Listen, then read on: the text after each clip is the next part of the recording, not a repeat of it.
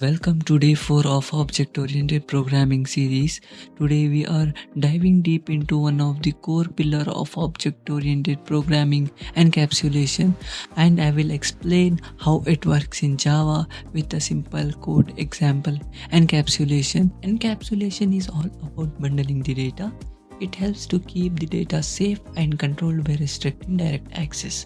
It involves security by making fields private and exposing only required methods using getters and setters. In Java, we use private fields and getters and setters. For example, encapsulation is used in ATMs where the internal process like verifying pins are hidden. Let's move to the example program. Here I have created a class called person. So in this person class, we have a public methods, that is getAge and setAge, and private field. So if I want to access this private field directly from the outside of this class like this is not allowed because of this private keyword.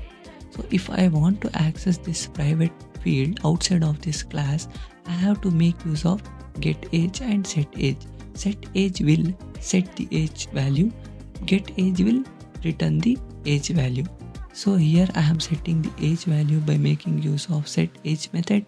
I am setting the age value to 25 and I am printing the age value by making use of getAge method. That's it about the encapsulation. See you in the next video.